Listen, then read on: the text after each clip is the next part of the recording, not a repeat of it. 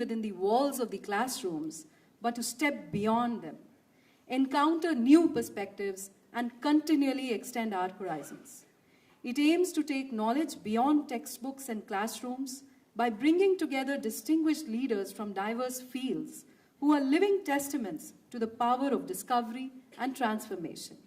To initiate today's session, I request our honorable dignitaries on the dais to kindly illuminate the ceremonial lamp.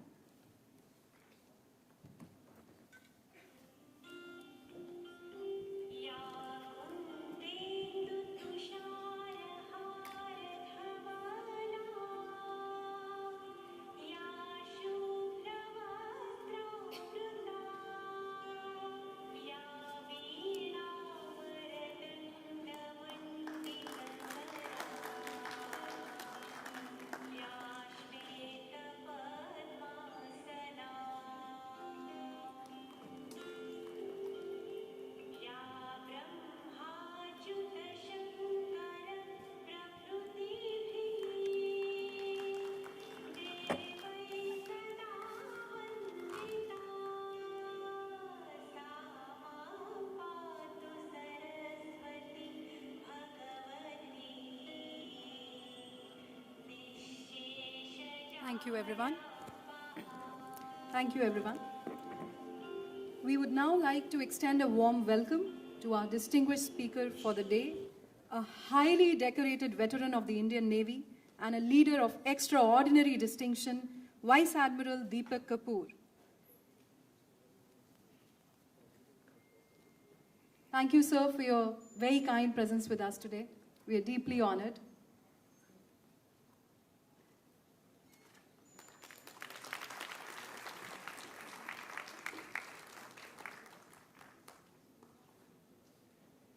Thank you, sir. May I now request Professor Prateek Sharma, Honorable Vice Chancellor, Delhi Technological University, to kindly deliver the welcome address.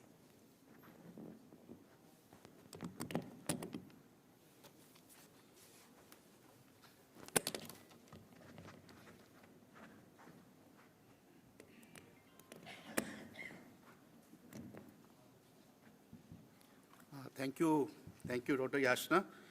So good evening, all of you.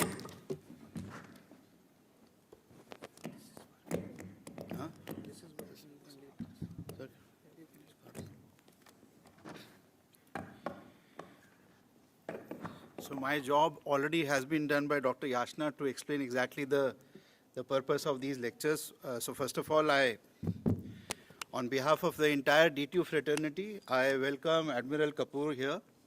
And I'm really grateful, sir, for very kindly agreeing to our request and delivering this 9th lecture under the Distinguished Speaker Series and first for this season. As Dr. Yashna mentioned, in fact, typically what we observe that, especially in the context of the faculty members and students in engineering institutions, we all are quite engaged in our own respective domains within our disciplinary boundaries, and we have all the time in the world to actually work towards that particular objective only. And in the bargain, what we do is that we somehow miss out the other aspects related to some things which are beyond the discipline. And as a result of which, there are certain things that basically we do feel that are missing, because the entire focus is on in the close boundaries of our discipline. And obviously, there are certain exceptions who are able to spend time in the library, do some reading, or get in touch with, other luminaries through different channels like YouTube or other modalities.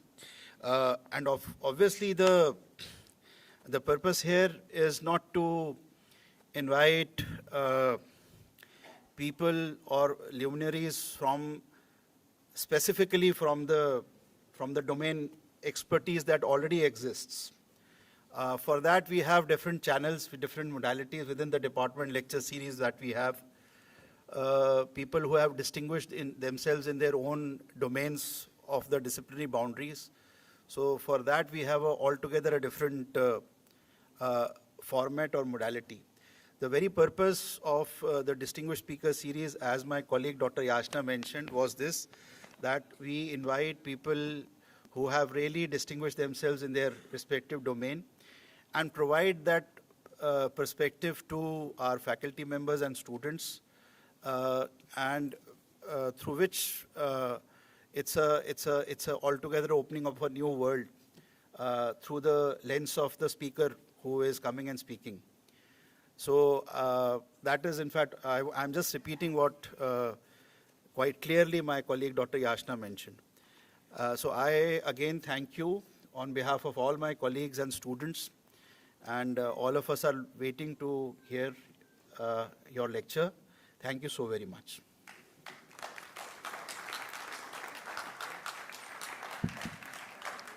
Thank you, sir, for your very kind words.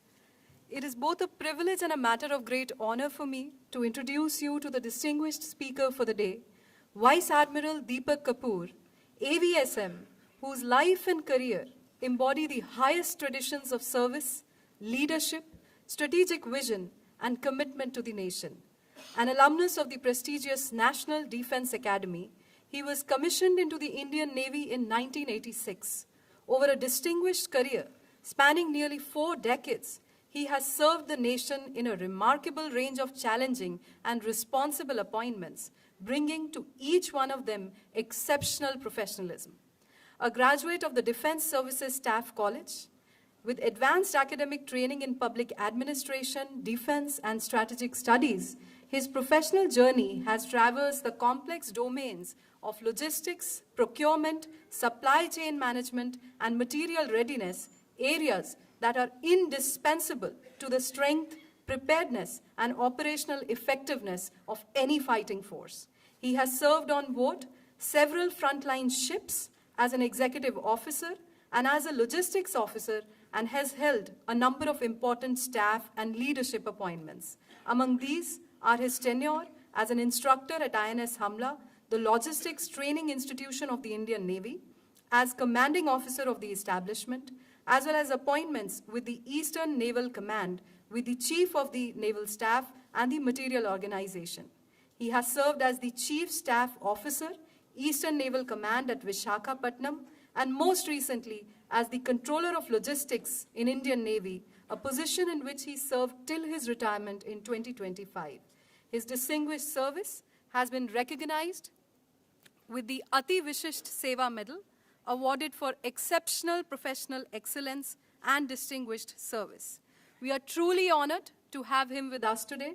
May I please have the honor of requesting him to deliver his lecture, please.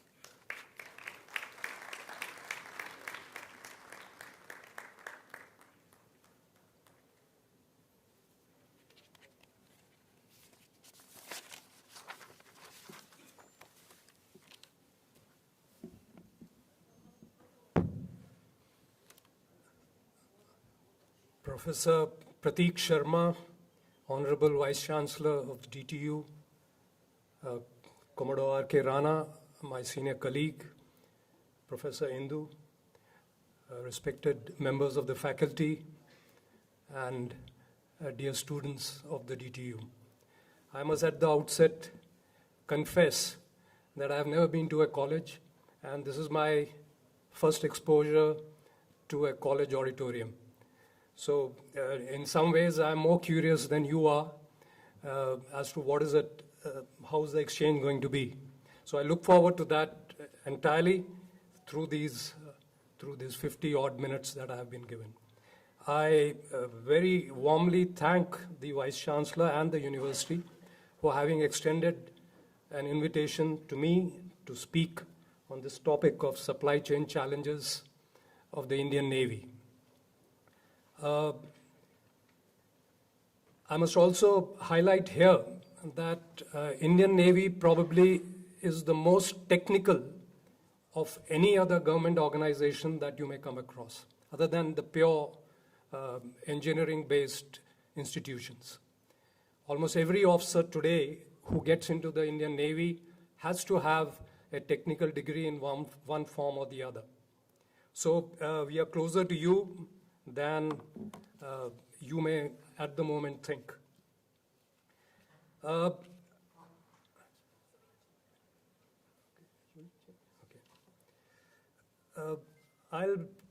broadly cover the talk on these, under these headings. One, I'll acquaint you with the Indian Ocean region. You may probably know a little bit of Indian Ocean, especially post the US-Iran war, Israeli-Iran war, but there's more to it. I'll also next cover the security and economic implications of the Indian Ocean region and what is the Indian Navy's role in this context. Thereafter, I'll get on to the naval logistics. I'll try and explain to you as to how do we manage and support our ships and establishments in the Navy across the entire inventories of logistics. Then I'll cover the supply chain challenges, and after that I'll be very glad to answer any queries that you may have thereafter. This, I'm sure you've seen this before, but this is how we look at the Indian Ocean region. You may not be aware upfront here, but if you see, as you come down the Suez Canal, there is a choke point there, that is Bab el-Mandab. You must have heard Yemen threatening the world, the US, that they'll shut it down. The Hormuz, Strait of Hormuz above that, and as you go down beyond Sri Lanka towards Singapore, Malaysia, that's the Malacca Strait. And a little further south, there are two other straits, which are the Lombok and the Sunda Straits. So, Indian Ocean region, because of these reasons, is very important for India. I'll elaborate, build upon this. Next.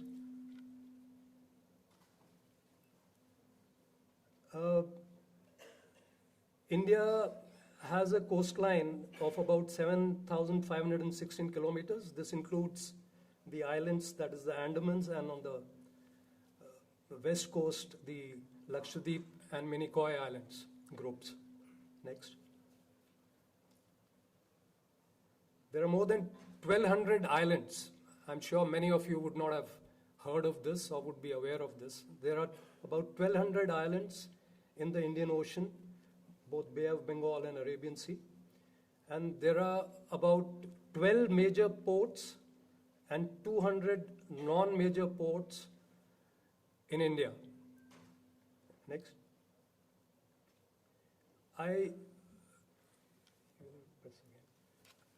I'd like to draw your attention as to why Indian Ocean is so important to India. There are, I guess some of you would be aware that most of the energy sources, they come from the West. The mineral sources, Africa, maybe South America, and energy sources from the Gulf, Saudi Arabia, Venezuela, Russia, even America. And most of the market for energy is to the east. That is China, the developing nations of the east, Japan, Australia, New Zealand. Most of these countries need energy. They do not have their own energy resources. So all this travels through the Indian Oceans, and the cheapest route is as shown to you. Next.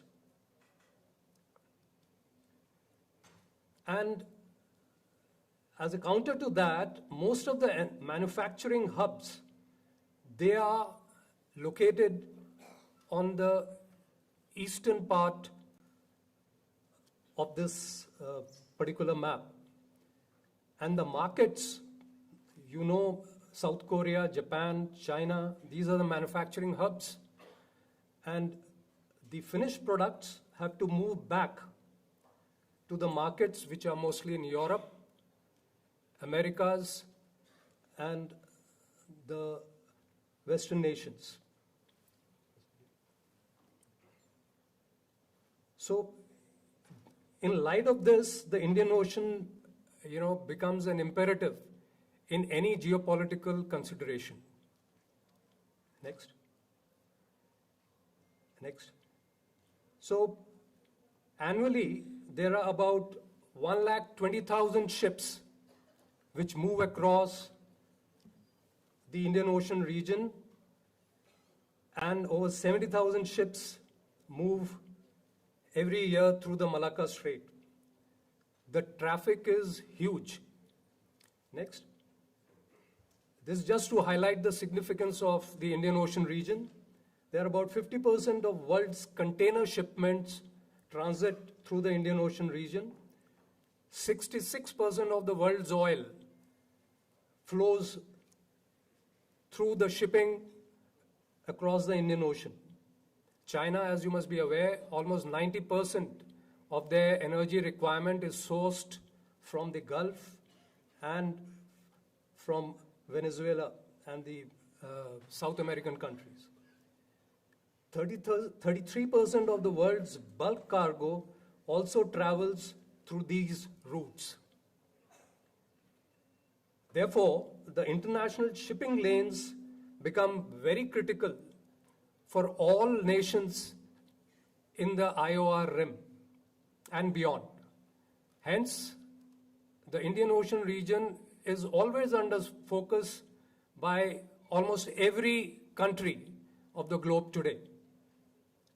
Additionally, there is deep sea mining, which is quite intensely being pursued by different countries. There are geological blocks which are assigned to each country for a specific period. The countries do their exploration. China has been the most active recently.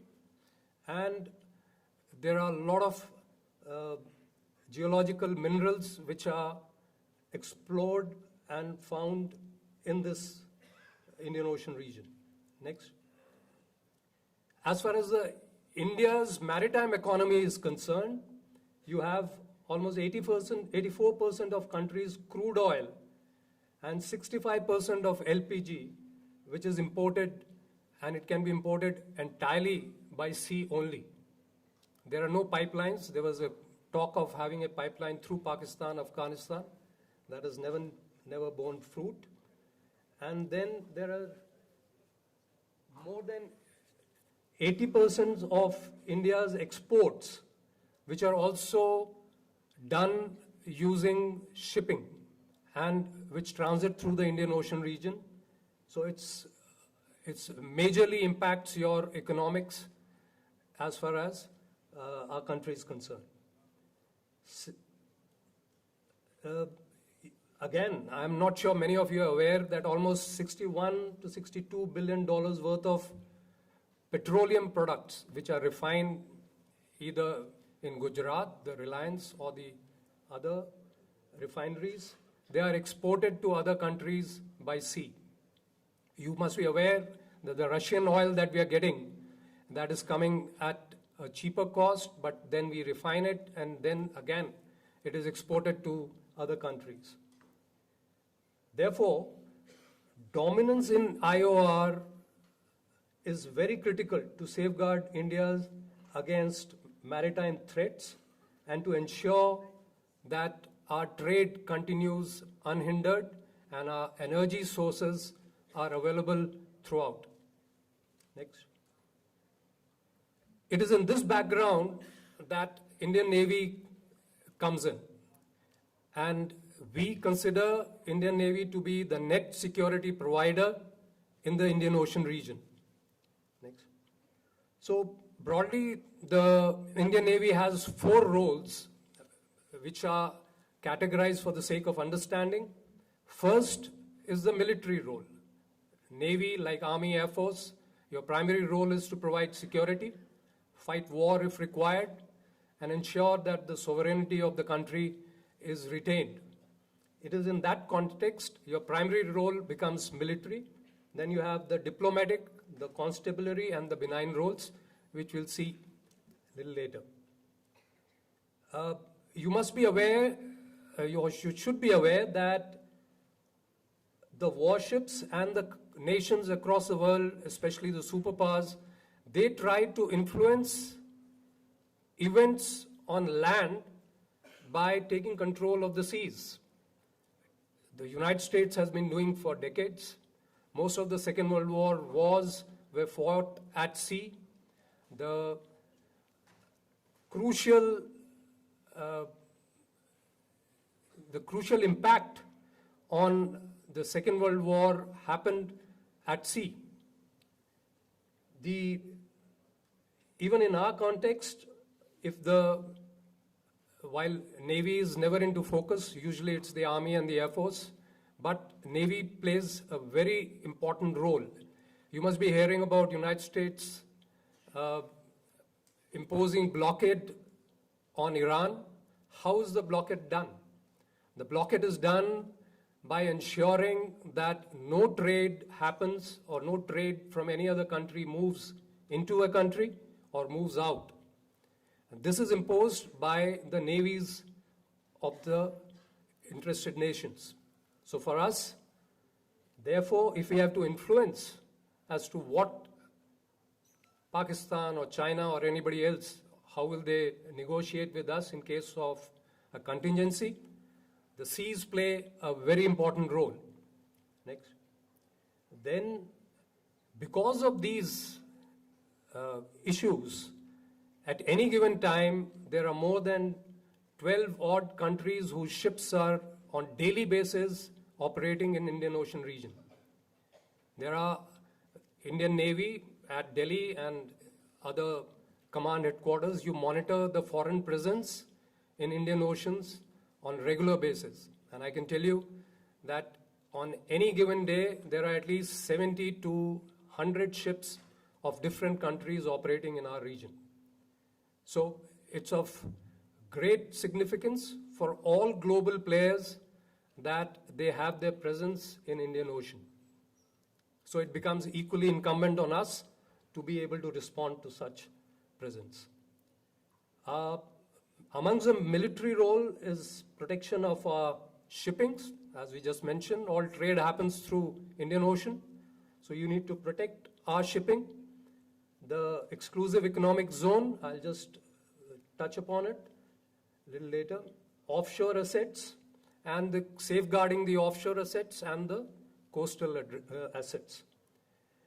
In the military role, escorting convoys, you must have seen that our merchant ships from Hormuz were escorted by Indian Navy once they were cleared to move by Iran. Rerouting of traffic as and when required. So if you're told that this particular area or region is not to be negotiated, so the Navy ensures that shipping doesn't move in that area. Whether you're carrying out any experiments, whether you're carrying out any missile firings. So to ensure that a particular area of the sea is available to you, the Navy's role comes into focus. Then naval controller of shipping, that is in case you want to commandeer ships which are from private agencies, from other shippings, and if they are required to be taken up by the Navy, by the government of India, the Navy comes into being. I will shortly, briefly touch upon what exactly is an EEZ. Again, I don't think many of you would have come across it. If you find it interesting, it will help you. We have there is something called UNCLOS, United Nations Convention on Laws of Seas. The seas, unlike land, are open. Any country's ship is free to move across any part of the sea. It's not like land that you have to take custom clearance to go somewhere, visit another country. That is not necessary. But there has to be some regulatory body. So this UNCLOS has laid down a host of rules and regulations which all countries comply, and there are some who don't. United States, China, they have their own discretion on many occasions. So, as per them, there is a baseline which is decided for each country, for every part of the country's coastline, and from that coastline you have the territorial waters. This is about 12 nautical miles, and within this, both above and below these territorial waters, the entire sovereignty of that country stays. So it's entirely under your control. What do you wish to do up and down and on in that area? That means no other country's aircraft, ship, or any other agency can get in without being cleared by the government of India. From there on, there is the exclusive economic zone, which extends up to 350 kilometers, it says here. 200 nautical miles is the extent till which the exclusive economic zone extends. Now, this mostly is the area which is used for exploitation of undersea resources, whether it is fishing. Fishing, of course, other countries can also come in, but the undersea resources, whether you want to lay undersea cables, whether you want to do oil exploration, whether you want to do mineral exploration, deep sea mining, all of that a country can do up till the limit of your EEZ. And it is here that you also have conflicts with your neighbors. We have one or two areas with Bangladesh and a major conflict unresolved with Pakistan. And it's so across the world. Whether you look at the Spratly Islands, it's China versus Japan, China versus Philippines, Vietnam. Most of these countries, there are unresolved issues. They are mostly to do with EEZ and the definition or exact demarcation of the limits of the EEZ. And thereafter, as the high seas. Next. So, it's in this context that you see that our EEZ broadly as demarcated belongs to India. This is 2 million square kilometers. It is 65% of the land mass, and it's a rich depository of oil, gas, minerals, nodules, sulfide nodules, phosphate nodules, which have gold, iron, and many other minerals which are available for exploitation. Fuel, it's been the new gold other than the data now. It is 72% of whatever oil and gas exploration we do happens offshore. That is another asset that we have to guard. Then you have about 32 shipyards, and amongst them 5 are owned by the government, and most of the others are by the private shipyards. Next. The military role also encompasses fighting piracy. Piracy is a big challenge off the coast of North Africa, Northeast Africa. Somali pirates, you must have seen movies, you must have heard of it off and on. It's a major challenge. Indian Navy, over the past 15 years, has done extremely well in making sure that at least our shipping is absolutely free of any kind of piracy threat. But this is a major threat which has come down a bit, but it's both near the Malacca Strait, between Malaysia, Indonesia, and off the northeast coast of Africa. The terrorism, maritime terrorism, is equally, a story that just cannot be ignored, especially given that it becomes, state take recourse to terrorism for influencing in some ways. As we know, our neighbor is constantly at it. So you may recall that 26/11 attack on Taj Hotel happened entirely by the sea.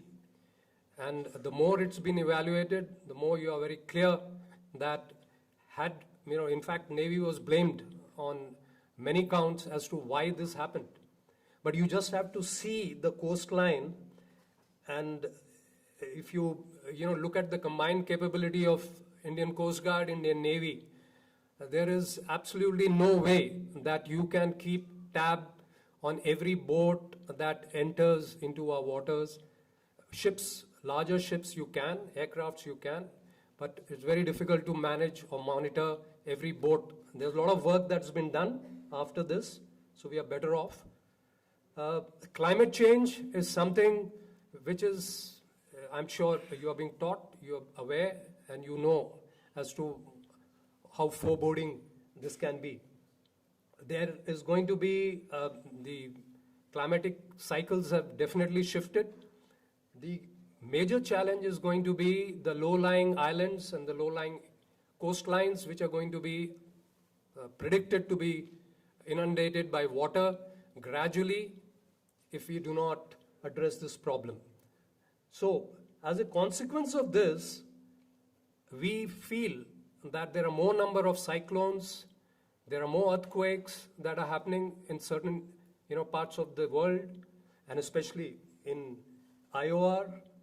And because of that, there are HADR contingencies, which all three services come into play. But as far as the oceans are concerned, Indian Navy becomes a major player and becomes our responsibility. Cyclones, as I just mentioned, tsunami 2004, it was a great shock, and almost all assets of the Navy were deployed to assist not only islands and the coastal areas of the country, but also our neighboring countries, Indonesia, Malaysia specifically. Next. Then these roles come under the benign role. You invariably have wars, and there are persons of Indian origin who are there all across the globe in huge numbers.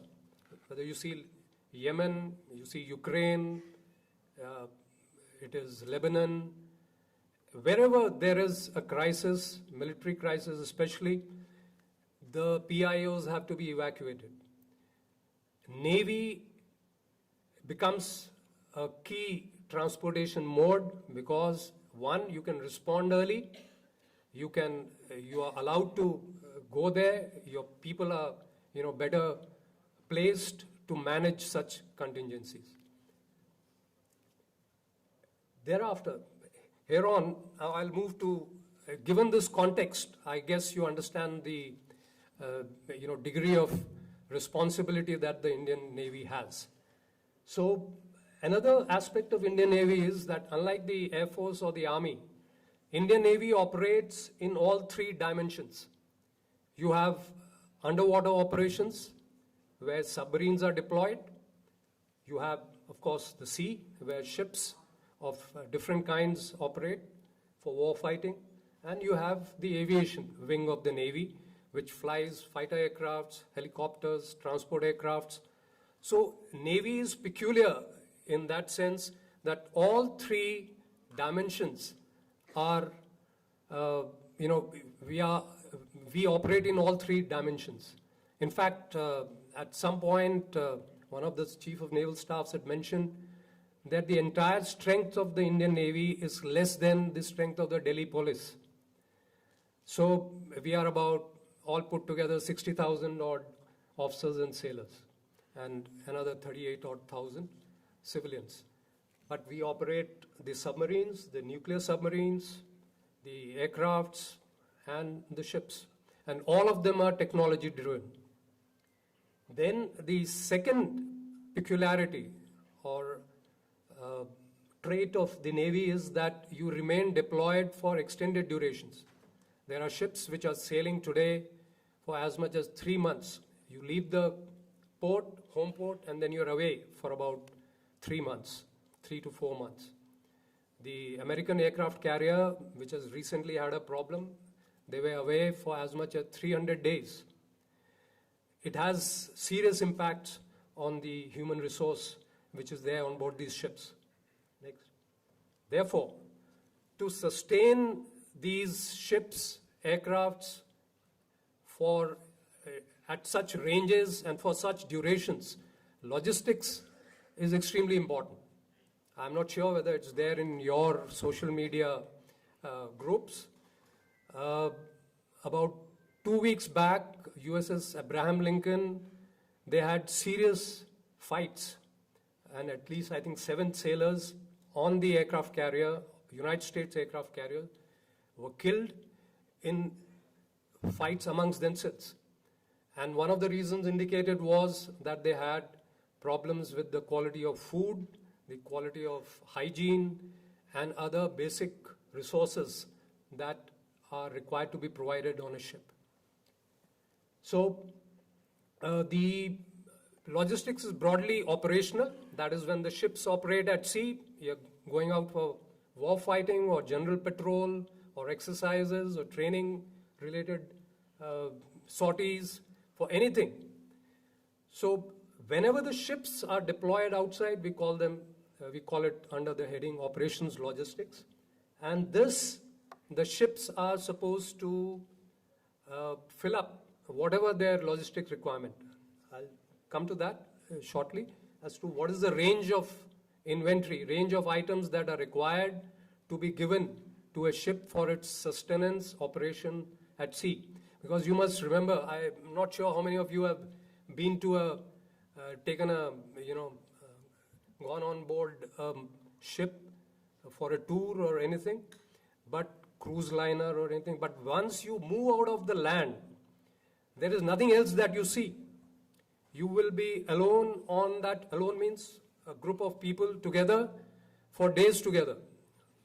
Just to give you an example, from Cochin, our ship used to go to Mauritius or South Africa. So it will take about 10 days. You move at a speed of about 20 kilometers, 25 kilometers per hour to save fuel. You can do higher speeds, but that is the speed at which you progress. So it's pretty dull, pretty boring. And it requires a different kind of mental resilience if you want to continue to be happy seeing each other's face, same faces, day in, day out, for 3 months, 4 months. So you fill up whatever you need before leaving the ports, and if there are exercises or wartime contingencies, then you are replenished. Your food, fuel, spares, any other contingency that you have to handle, you have to do it at sea. Then, as I said, almost all platforms are technology intensive, so they are accordingly maintenance intensive. They need to be maintained regularly. We are operating in tropical waters, we are operating in oceans with high salinity, and as you continue to remain, there are a whole lot of things that happen to a ship and the machinery. This is the primary challenge. Maintenance is the primary challenge for the naval platforms. Next. So, when a ship sails out, specifically, it needs to be fueled, because ships operate on fuel. You have gas turbines, diesel generators, steam engines. All of that requires fuel. So that is one primary inventory. Then almost all ships have various systems for operating: the marine engineering, propulsion system, auxiliary system, RO system. So and you have the electrical system where power generation is there, switchboards are there, motors are operating at different kinds of motors, basic domestic lighting. All of this require equipment. These equipment need spares.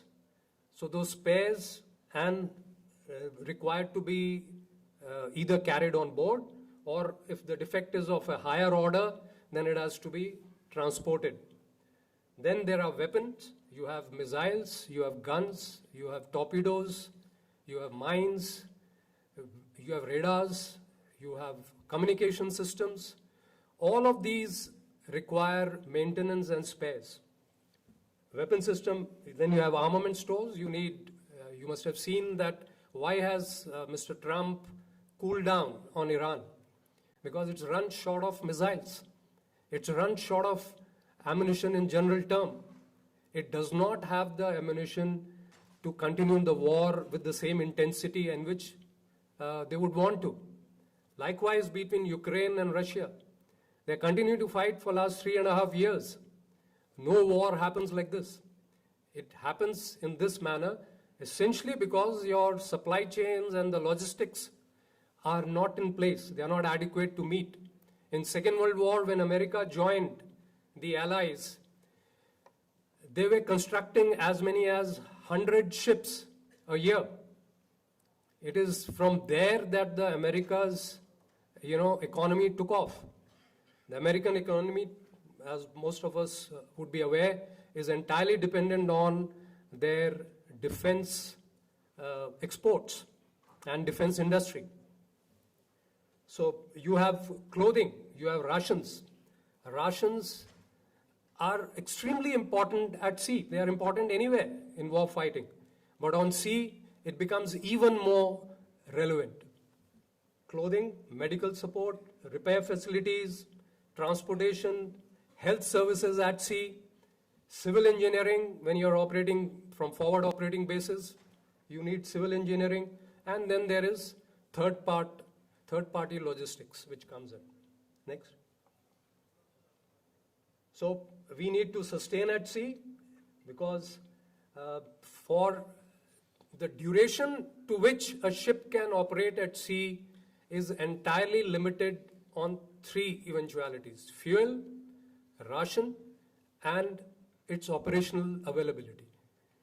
For these 3 factors, it can continue to remain. A nuclear submarine can operate for as long as it requires because there's no problem of fuel. Of course, it has challenges of ration, but otherwise a nuclear submarine can stay out for as much as 6 months. Submarines go across and stay outside the enemy waters for many days. So your war fighting is entirely dependent, your capability is entirely dependent on how you can provide logistics to your ships. Next. So, as I said, there are vast areas of operation. If you recall the first slide, a ship is just a dot in the sea. For anything to reach it, it will have to perforce go by sea because the volume, weight, and the other constraints prevent it being transported by aircrafts. That you can do only selectively. Otherwise, largely, all ships will have to be necessarily supported at sea by other ships, which require and which takes time. So these are the challenges for supporting naval platforms at sea. Next. So again, for supporting ships at sea, you need different kinds of platforms. Next. So you need strategic airlift, where you can transport, extremely important equipment, machinery, other support elements. Then you have to transport it by air. Otherwise, you need other ships which can be hired from the merchant marine, or you can have in situ within your own navy. You have to replenish other ships by fuel, supplying fuel by using tankers. Next. Then the hospital ships, which are required, definitely required in case of war fighting. So additionally, you have to have forward operating bases. At the moment, we have the Andamans and Nicobar Islands, which act as our forward operating hubs in the eastern domain of the Indian Ocean. Next. And you have Lakshadweep and Minicoy Islands, which are on the west coast. It is extremely challenging and very, money intensive to run any of this and to keep them in shape day in, day out for an eventuality of a war or a conflict-like situation. Okay, so I hope all of those who are, interested in this would have got the span of what Navy does and what is the environment in which we work. So logistics, from our perspective, is extremely important, and sustaining of supply chains is extremely important for making sure that your ships are able to provide security in areas where you need them to. You may like to, understand a distinction between merchant ships and warships. You may like to understand distinction between supply chains of an automobile industry or, any industry which is capital intensive and has an assembly line production, and the supply chains of the Indian Navy.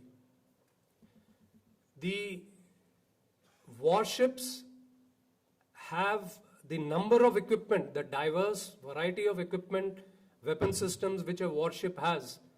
No other platform anywhere has of this variety. Hence, for everything that is fitted on a ship, including a human being who's there on the ship, a soldier, sailor, to sustain him, there are different supply chains that have to be maintained. And by supply chain here, I'm not implying just the transportation part of it. I'm saying the availability of it, ensuring that the items, the spares, the rations, the clothing, the oil, it is available, because that is not going to come from within the Navy or the defense. That is where you deal with the market, and markets, have to be contracted, the vendors have to be available. So, as I mentioned, our operating environment is very distinct from Air Force or the Army. There are numerous platforms that you have to sustain.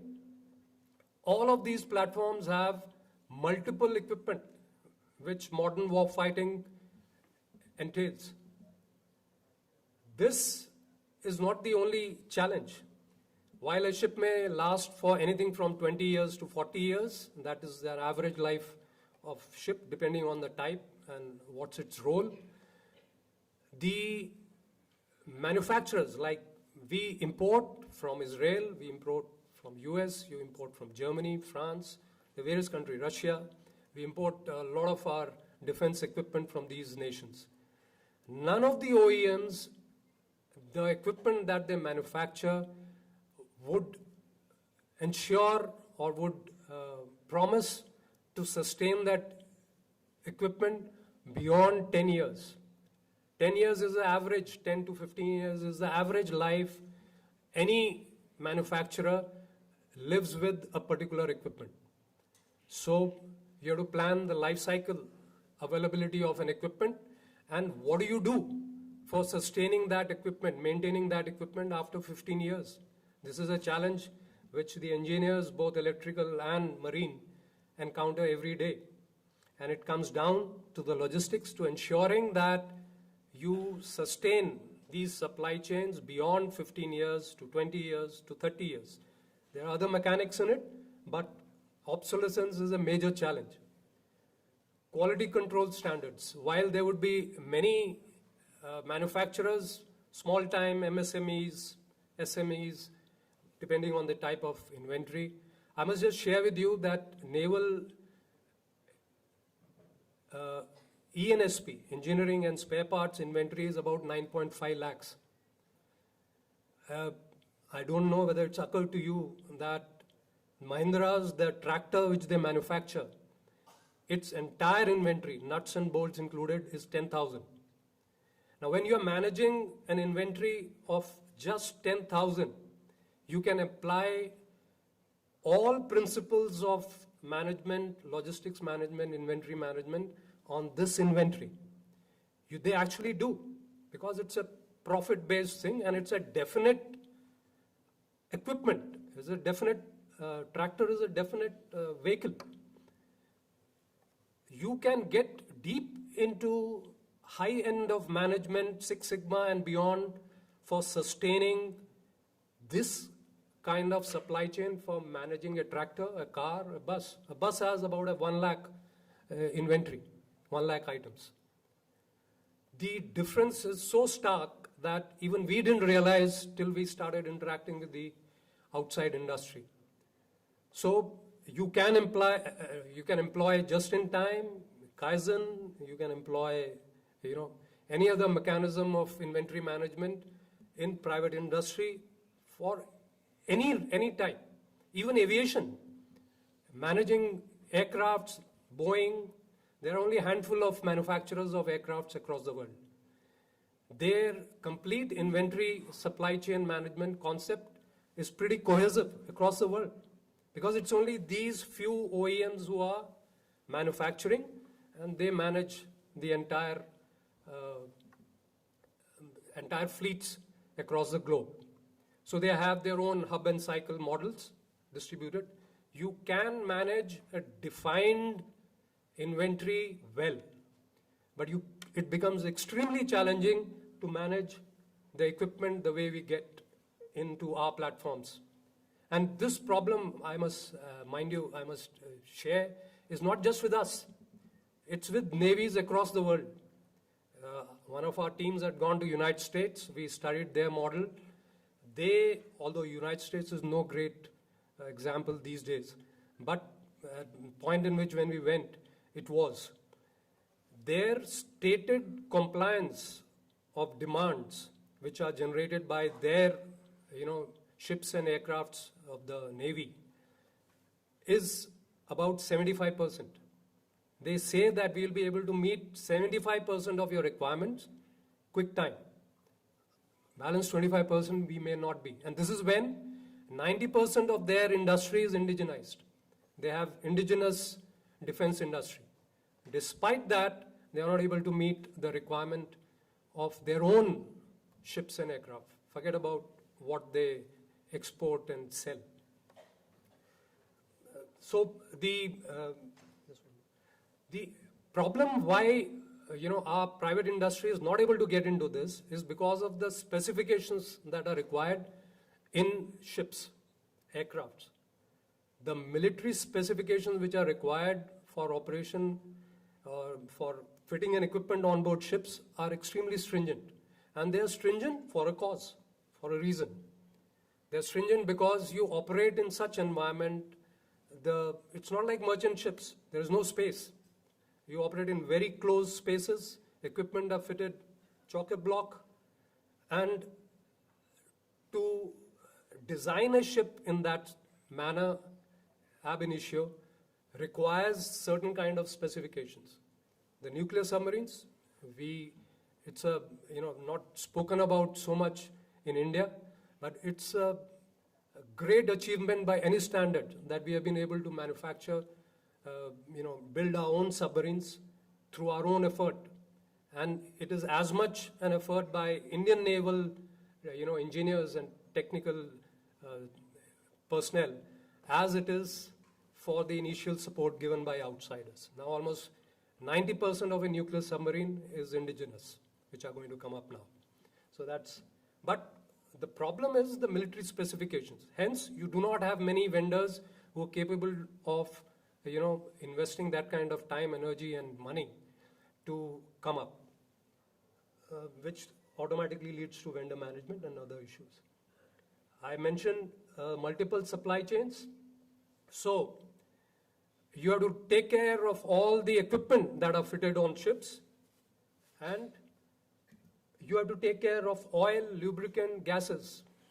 There was, about 3 years back, there was a major incident, a gas explosion on one of the ships. 2 sailors died. There was an inquiry that was done, and it was found that gas was adulterated. So the committee said, why aren't we getting it from the original source? So we went back into the trail of where the gases had come, and the OEM said, we don't want to deal with you because your bureaucratic processes of payment do not suit us.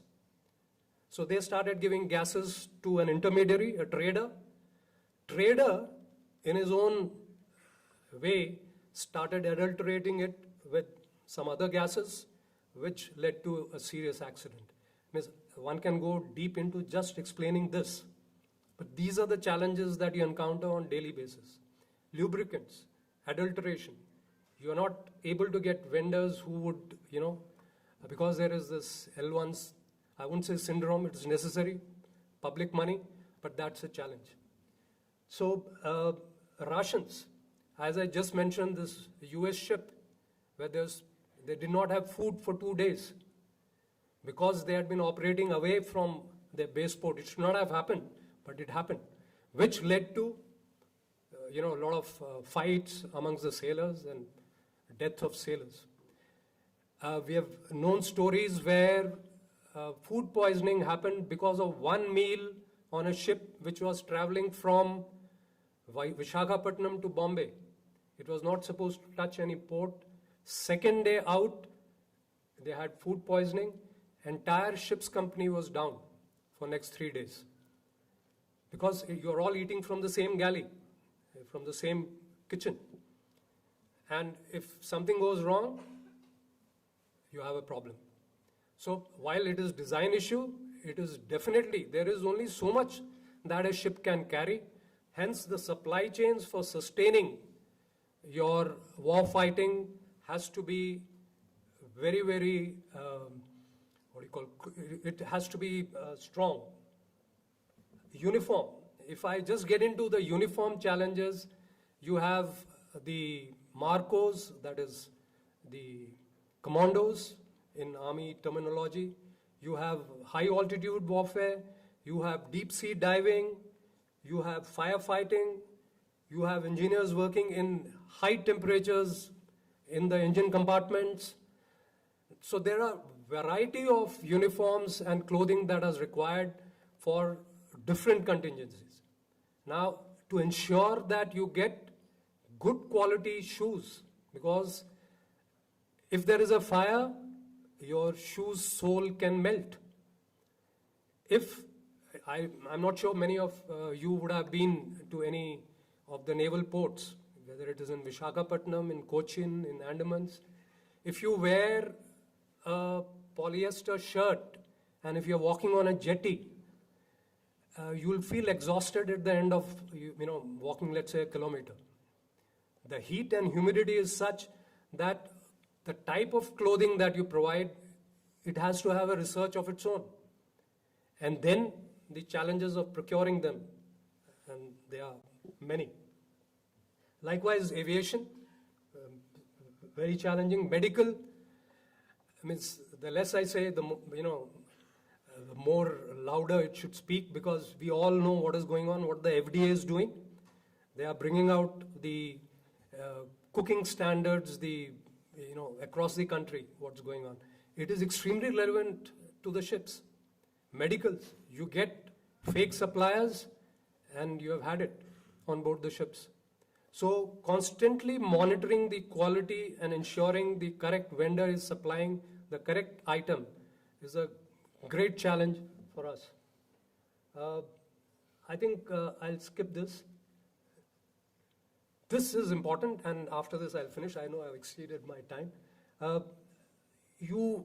don't know how many of you are aware that Israel, about 3 years back, Hamas, all the mobile phones that they had, they all exploded in one go. And they lost, I think, either injured or lost almost 100 of their operatives. This was done by Israel by getting into the supply chain. They were not using Android or smartphones. They were using simple phones and the earlier phones that we used to use. They planted a device not from the manufacturer who was supplying. It was while it was in transit, they got into those equipment and planted the devices which could be activated in one go. That's why the supply chains have become more and more vulnerable to all the modern war fighting techniques. Gases I just mentioned, they can be sabotaged. If you are not alert throughout, you don't know what kind of fuel. Any oil that is adulterated, your main equipment can go bad immediately. And it can go bad after a point in time at sea, when there is nothing that you can do. So constant monitoring of quality, sourcing, and ensuring that the supply chain works well is extremely important. Tertiary supply knowledge. Since we are globalized, most industries are not manufacturing everything that they use in an equipment by themselves. There are secondary manufacturers, there are tertiary manufacturers. This has become a major instrument of, controlling war. So today, if I have bought aircrafts, equipment from, let's say, US, at any given point in time, even if it says that it will support, the tertiary and beyond manufacturers can be controlled because they can be in any country. They will not be with just one country which is supplying to you an aircraft or a tank or a ship. The complete gamut of manufacturers who are going to contributing towards manufacturing particular equipment come from all over. So you have to keep track of the complete bill of material and what is its origin, and ensure that you are tracking it on daily basis. So you have to have an alternate. So it becomes more, the deeper you go into it, more the threat. Hence, in some ways you can say no war fighting is going to give you a conclusive return because of all this extended tentacles of supply chains. Cybersecurity, you are well aware. Influence of the third-party vendors.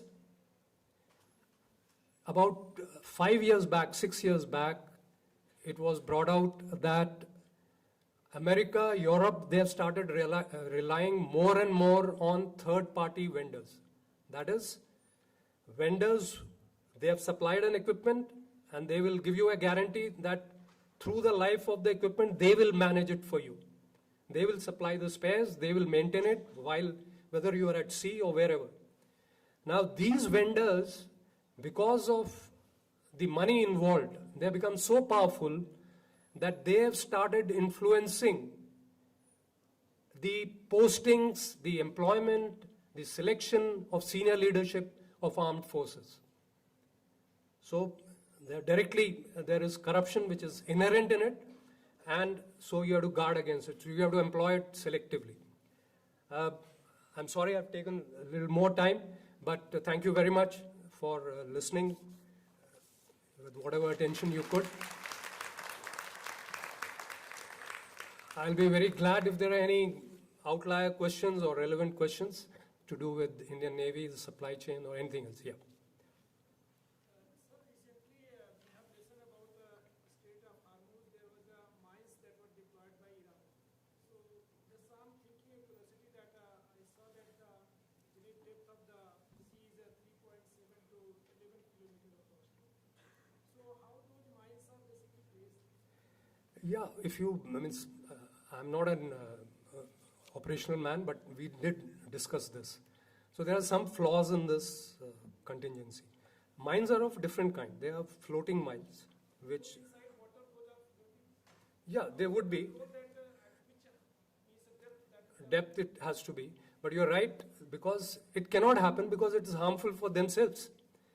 So it cannot happen that when a mine is deployed, that the person who is deploying it will not know where exactly it is deployed. He has to know. And you're right that it cannot be in deep waters. There is only a certain length. Because once a mine is deployed, it has an anchor with it. So its depth from the surface of water can be controlled. The actuation of a mine, there are different methods. They're remote, they're touch, there's sound operated, there are different mechanisms.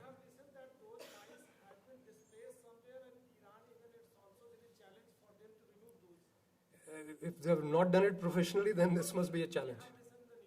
Yeah, you're right. It has been there. But according to us, that should not happen. Anybody who is deploying a mine, he'll keep track.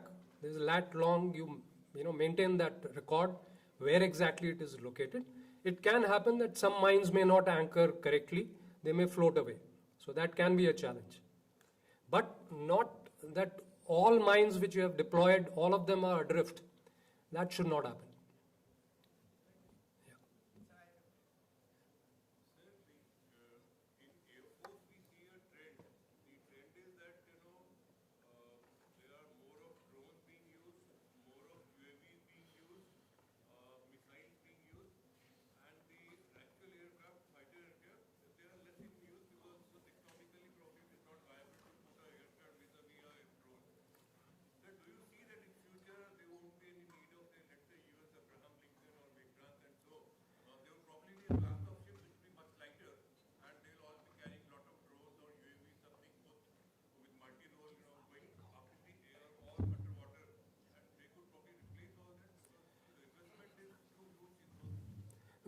You're right. This is something which is being debated all around. But I don't think you're going to reach there, because despite, the kind of ammunition that has been used against Iran, missiles by Israel, by United States, you have not been able to subjugate it. Feet on ground is the only way you can control a country. So this is a discussion which is still open. Drones definitely game changers. If you see Ukraine war, Ukraine has become a supplier of drones. They're coming and advising, United States. They're advising Iran, UAE, not Iran, UAE, Oman. So drones are going to be game changers. Humanoids, that is robotics, the AI will be. I'm not in a position to categorically say कि ऐसा हो जाएगा या वैसा हो जाएगा.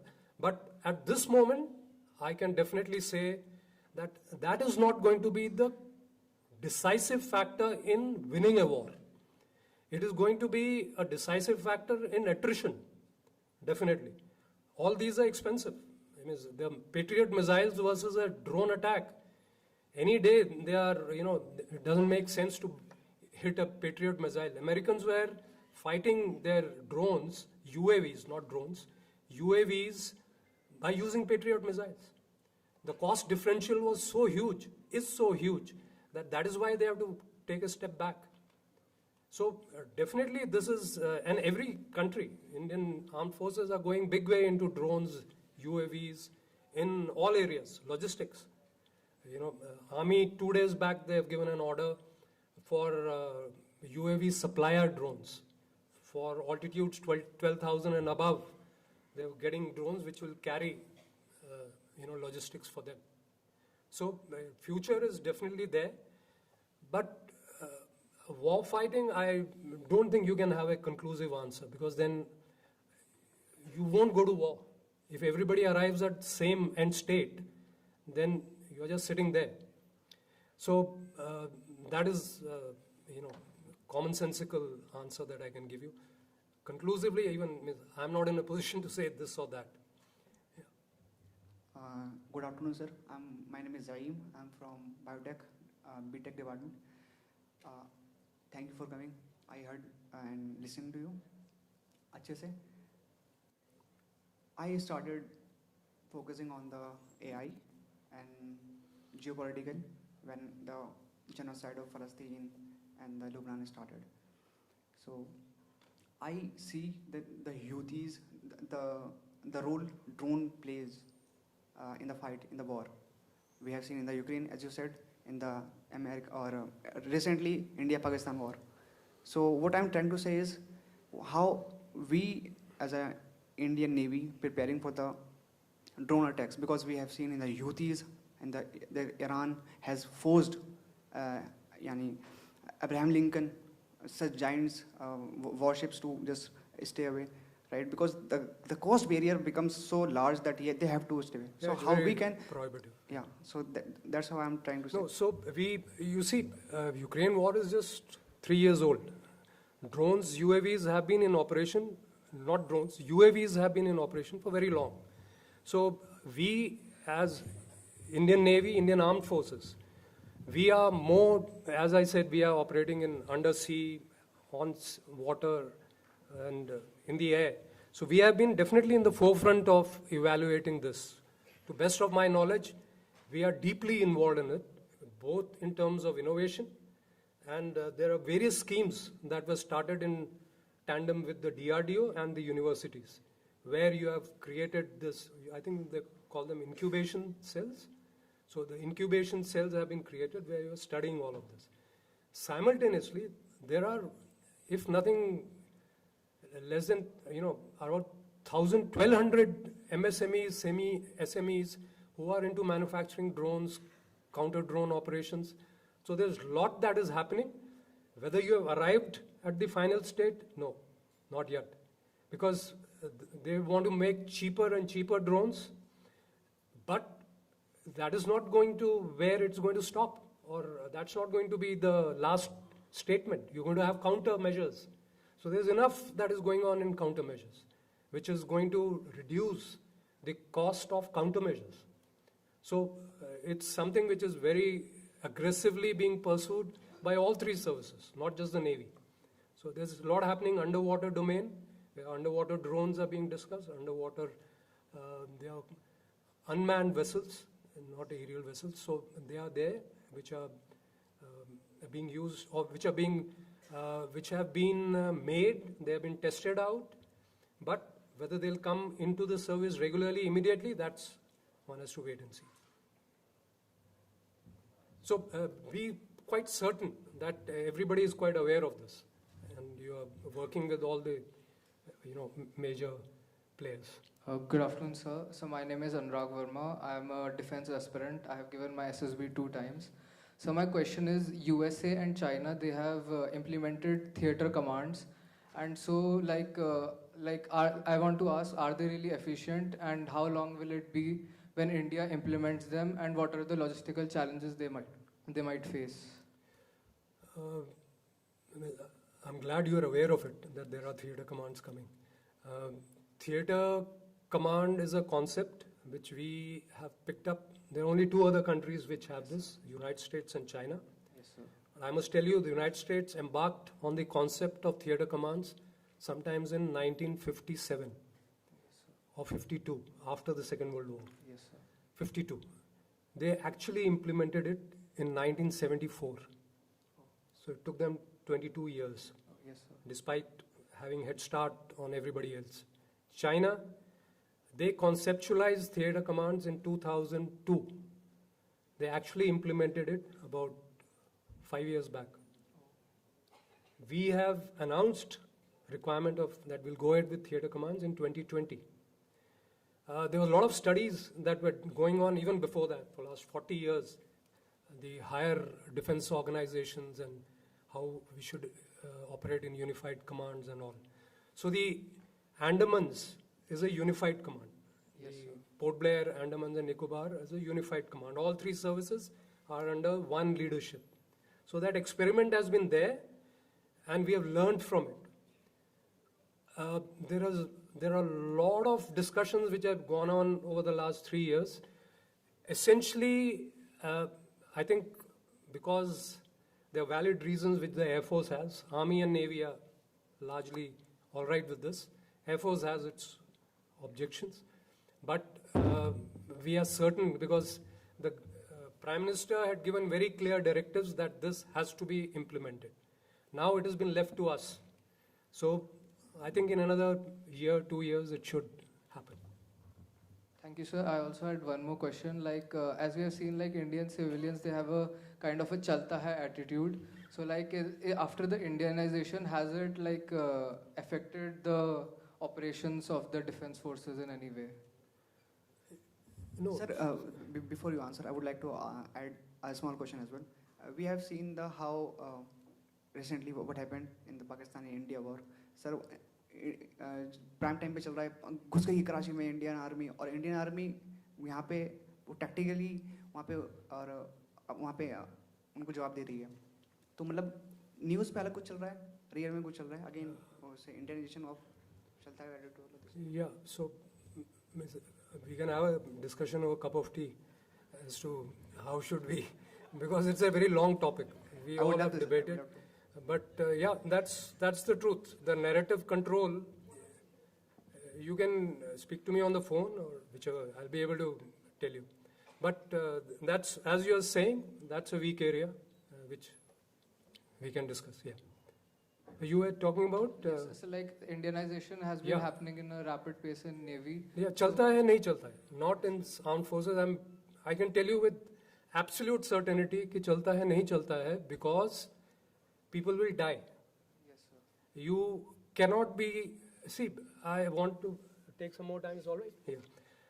You have to understand one thing. Armed forces at some point in time were the pioneers in most of the modern technology which came with the industrial revolution. And thereafter in war fighting, it is the war fighting concepts which were imbibed by the private industry and they used it for other purposes. Now we are no longer there. But for war fighting, because war can happen anytime. Tomorrow, if somebody kills another lot of civilians, and you have to respond immediately.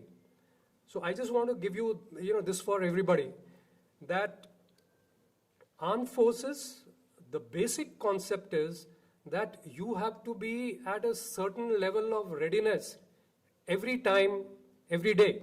That means every moment. If I have to go to war today, I have to be in that state of readiness. I can't say, although in 1971 war, we waited. Manik Shah, you must have heard, he mentioned to Mrs. Indira Gandhi, we'll wait till December for so-and-so reason. Those are applicable if you're going for a planned war. But other contingencies, you have to be in a state of readiness every moment. Now, how do you do that? You cannot have chalta hai. Yes, sir. So, because I joined in 86, I retired in 2025. So this assembly line of officers, sailors continues. Yes, sir. So your complete training, maintenance, procurement, complete model end to end has to be well stitched.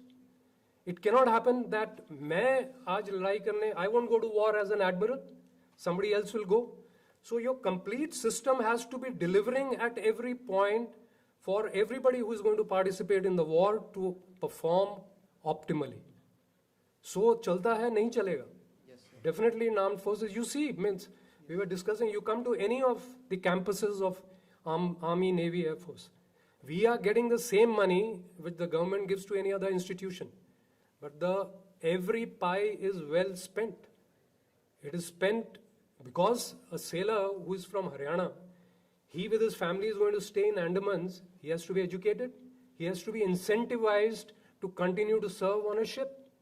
That means every facility that he needs has to be provided. Otherwise, why will he go? He'll become a banker. Yes, sir. So chalta hai, definitely. I can say with great certainty, nahi chalta hai. Thank you, sir.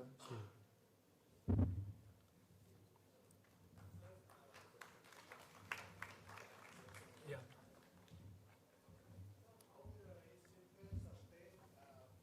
It can work in a sustainable manner without any supply of food and parts and components in our countries.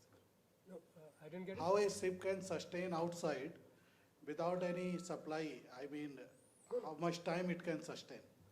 Yeah, so there are different types of ship. Like for an aircraft carrier, USS Abraham Lincoln of United States, as I learned recently, they have about 5,000 people on board. And they are operating for about 300 odd days continuously away from the home port or base port. Likewise, so it is the type of ship. The smallest ship may have as many as 30 odd people. So those ships can go out only for a day. They go in the morning, come back by evening. So, is there any possibility that we can have a self-sustaining ship in the ocean without any supply for years?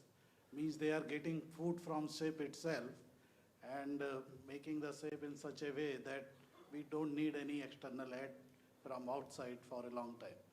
No, you can only have these unmanned vehicles, Unmanned ships are being planned. They are in design stage, both by China, by Japan, America. But ship which has soldiers, sailors, human being on board, I don't think that contingency can. At best, you can extend the stay away from port, as I said, 3 months. So there were ships which have carried sacks of rice, flour, sugar, salt in the corridors of the ship because they wanted to extend their stay abroad or in the seas by about 30 days. So on an average, a ship can stay, if it goes from Bombay, it fills up all the requirements. It can sustain for about 60 to 90 days. That is the maximum, if there are human beings on board. If you don't want the ship to come back, then you send your ships from here, which will transfer all those items at sea to that ship. That is how it can continue. So future lies with the robotics and robots operating the ships. This is such a vast field of discussion. Yes. There's so many people coming up with the different ideas. So I don't think we can debate this here. Thank you, sir. Thanks for so much information and thank you, sir. Thank you. Thank you very much. Thank you, sir, for the very informative, very enlightening lecture. I'm sure this lecture has been very interesting for all of us sitting here. And we have come to know so much more about the indispensable work that the Indian Navy does for us, about the logistics that keep it running, and the opportunities that our budding engineers have sitting here to contribute towards those naval supply chains to make the country truly self-reliant. So thank you very much, sir. And now I'd like to request Honorable Vice Chancellor, sir, to kindly felicitate Vice Admiral Deepak Kapoor.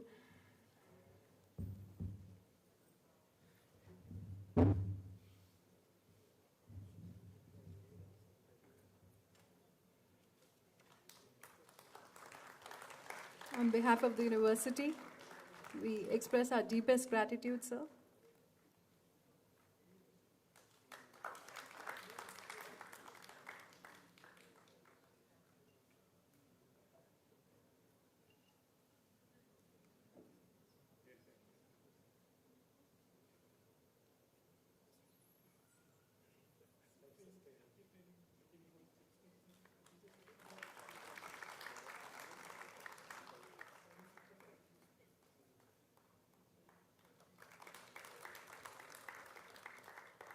Thank you once again, sir.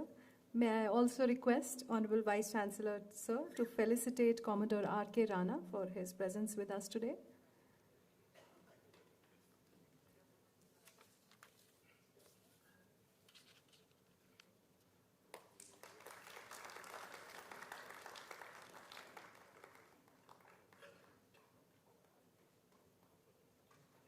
Thank you, sir. May I now request Professor S. Sindhu, Dean, Digital Education, to kindly deliver the vote of thanks.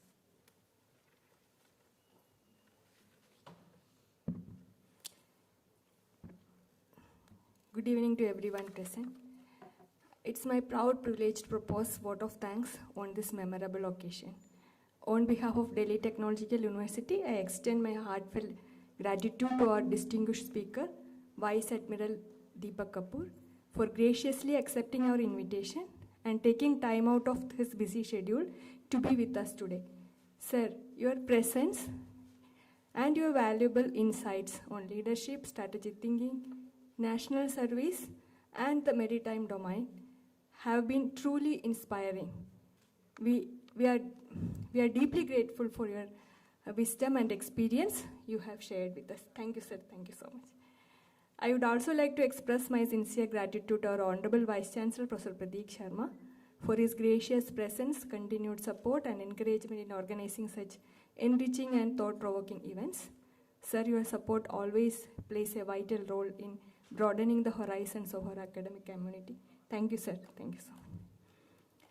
I am also thankful to our registrar, Shri Binod Dole, for all his support in organizing all events of the university. Thank you, sir. A special word of appreciation goes to Commodore Dr. R.K. Rana, whose initiative, guidance, and dedicated efforts have been instrumental in organizing this insightful interaction. Sir, we sincerely thank you for your support and commitment towards making this event possible. Thank you. I would also like to acknowledge and place on record my sincere appreciation to all committee members, Professor S.C. Sharma, Professor Ram Singh, Professor Anil Singh Parihar, Dr. Yashna, Dr. Trasha, Dr. Deepika, and Dr. Sumit, whose meticulous planning, coordination, and hard work have ensured and everything was in place and that this event was conducted successfully. I extend my sincere thanks to all deans, head of the departments, esteemed faculty members, officers, staff, and most importantly, our dear students for their gracious presence and enthusiastic participation. Finally, once again, I thank Vice Admiral Deepak Kapoor, sir, for honoring us with his presence and for sharing his invaluable experiences and perspectives with us. Thank you, sir. With these words, I conclude the vote of thanks and express my sincere gratitude to everyone who contributed to making this occasion meaningful and memorable. Thank you all. Thank you, ma'am. As we come to the end of today's session, we thank our distinguished speaker once again for the very enlightening lecture, which has truly inspired all of us to explore, innovate, and engage with the limitless possibilities that lie ahead. And with these words, I thank you all once again for joining us this evening and invite you all to join us for high tea outside the auditorium, please. Thank you very much.